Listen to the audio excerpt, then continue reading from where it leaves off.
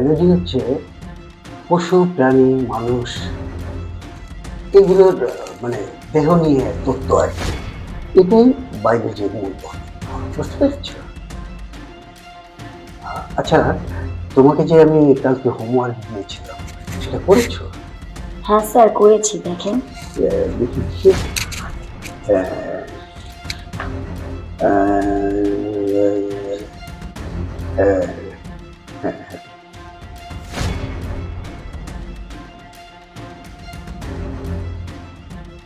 Sir, আপনি যে কি চান আমি সবই বুঝি। কি বললে? তুমি আগে থেকে সব বুঝে ফেলেছ? তাহলে 4-5 মাস তুমি এটা আমাকে বললে না কেন?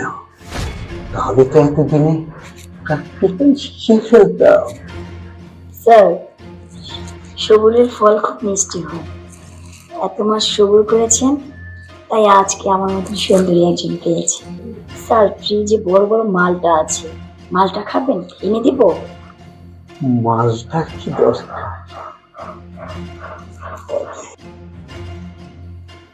স্যার, আমি তো আছি, আমি করব, কিন্তু আপনার বাসায় কি বউ বাচ্চা নেই? আরে না না, বউ দিয়ে কি হবে? সে কিছু পারে না। আসো না, সময় নষ্ট করো না। আচ্ছা স্যার, যদি আপনার বউ জানতে পারে তো সমস্যা হবে না তো? আরে না, আমার বউ জানবে কি করে? এই তো আমি আর তুমি, এই বিষয়টা তো আমরা কাউকে বলছি না, তাহলেই তো আর কেউ জানতে পারবে না। সময় নষ্ট করো না তো, আমার আর সহ্য হচ্ছে না। চলে আসো, আসো।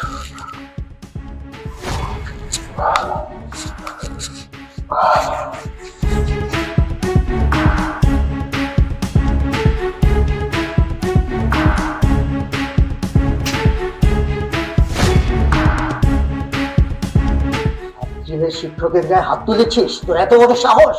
শিক্ষক স্টুডেন্টের সাথে নষ্টামি করতে লজ্জা করে না? আমাকে চিনিস? আমি তোর কি করতে পারি? দেখ আমি তোর কি করি। কি করবি তুই? আমাকে কি করবি? ঘরে বউ বাচ্চা পেলে স্টুডেন্টের সাথে নষ্টামি করতে লজ্জা করে না? তুই দেখ আমি তোর হাল কি অবস্থা করি, তুই দেখ। ভাইয়া, ভাইয়া!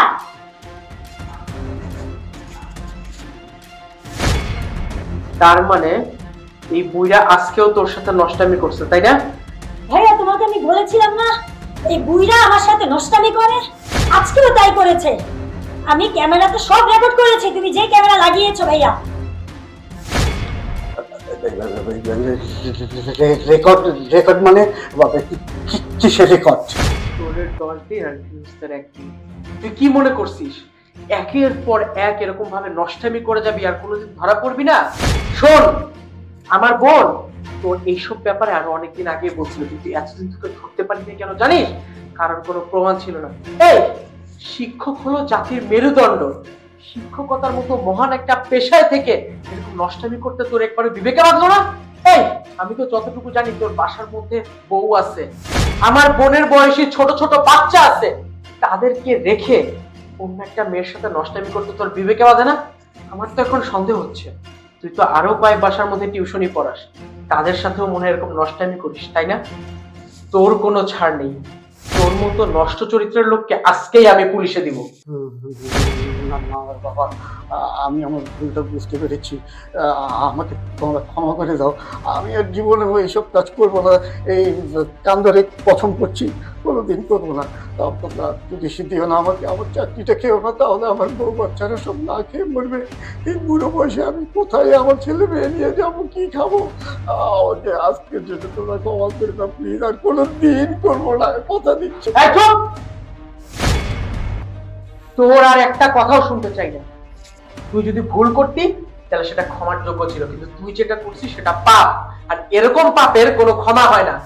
তুই হয়তো ভাবতেছিস যে অন্যান্য দিন আমার বোন তোকে লাই দেয় না, আজকে কেন তোকে এতটা লাই দিছে। কয়েকদিন আগে আমার বোন আমাকে সবকিছু বলছে। তাহলে শোন। না শফিক সাহেব, সমস্যা নেই, আমি ফাইল রেডি করে রাখছি। আমি ভাইয়া, আগামী আচ্ছা শফিক সাহেব, আমি তাহলে ল্যাপটপের মধ্যে ডকুমেন্ট করে সবকিছু পাঠিয়ে দিচ্ছি। আমি আপনাকে একটু পরে কল দিচ্ছি, ঠিক আছে? হ্যাঁ আপু বল। ভাইয়া তোমার সাথে কিছু কথা আছে। তো কথা বলবি তো পারমিশন নেই আর কি আছে, বল না কি বলবি। ভাইয়া আমার স্যারের ব্যাপারে কিছু কথা বলবো। পিন্টু স্যারের বিষয় কি বলতো? ভাইয়া স্যারটা বেশি সুবিধার না, সে কেমন যেন আমার দিকে তাকায় আর এখানে সেখানে টাচ করে। এই, তুই আমার সাথে ফাইজলামি করিস তাই না? সে তোর বাবার বয়সী একটা মানুষ, আর তাছাড়া জানিস সে কত সুনামধন্য একটা প্রতিষ্ঠানের সে শিক্ষক। সে তোর সাথে কি উল্টাপাল্টা করবে?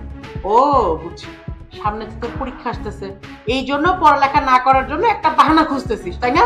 হ্যাঁ, জায়গা দে যা।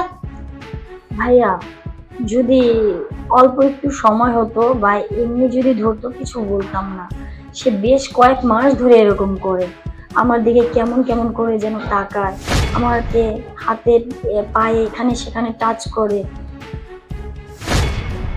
আমার না এসব ভালো লাগে না ভাইয়া। এই কয়েক মাস যে গেল, আমাকে জানলি না কেন আগে? তুমি যদি বিশ্বাস না করো আর তুমি যদি আমাকে কিছু বলো। আচ্ছা ঠিক আছে, আগামীকাল তো পিন্টু স্যার আসবে নাকি? আগামীকাল কেন, আজকে সন্ধ্যায় তো আসবে। আজকে তো আসবে বুঝছি, কিন্তু আগামীকালকে আসবে কিনা? হ্যাঁ। আচ্ছা শোন, আমি একটা অফিস থেকে হিডেন ক্যামেরা এনে তোর যে রুমের যে পর্দা, ওই পর্দার সাইডে আমি লাগাই দিব। এরপরে যা কিছু হবে সব কিছু রেকর্ড হবে। একটা তো প্রমাণের দরকার তাই না, হাতে নাতে ধরতে হইলে। আগামীকালকে পিন্টু স্যার আসলে উনি যেভাবে যা মানে চায়, ওনার সাথে একটু সাই দিস যাতে প্রমাণটা আমরা কালেক্ট করতে পারি। এরপরে তার যে কি হাল করব তুই দেখবি, ওটা থানায় নিব আমি। তুই যা এখন।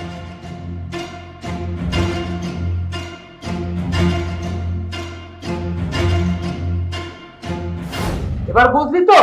হ্যাঁ, আমার বোন তোর কারণে প্রতিনিয়ত হেনস্থার শিকার হইতো, কিন্তু সে মেয়ে মানুষ তো, কলঙ্কের ভয়ে এলাকার মানুষজন জানলে তার মান সম্মানে আঘাত আসবে, এসব ভেবে সে এতদিন চুপচাপ ছিল।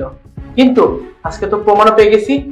ওই দেখ, পর্দার আড়ালে আমি হিডেন ক্যামেরা লুকায় রাখছি, এর মধ্যে সব রেকর্ড আছে। আজকে তোকে তোর কোন বাপ বাঁচায়, তোর কত বড় ক্ষমতা আজকে দেখবো। ভাইয়া ওকে ভুল করে ছাড় দিবে না। আজকে আমার সাথে করেছে, কালকে আরো 10টা মেয়ের সাথে করবে। এদের মতন পুরুষকে ছেড়ে দিলে অন্য মেয়ের বিপদ। তাই আজকে একে পুলিশে ধরিয়ে দাও। ভাইয়া এই কয়েক মাস আমি অনেক সহ্য করেছি, এই বুড়া আমাকে অনেক জ্বালিয়েছে। আর না, আজকে একে পুলিশে ধরিয়ে দাও। ইয়ে মাগো, আমি ভুল কিনে বলেছি। তোমরা এই শেষবারের মতো আমার একটা সুযোগ দিয়ে দেখো। আমি আর তোমাদের পাশে টিউশনি করবো না, কিন্তু আমার চাকরিটা কেউ না পুলিশে দিও না।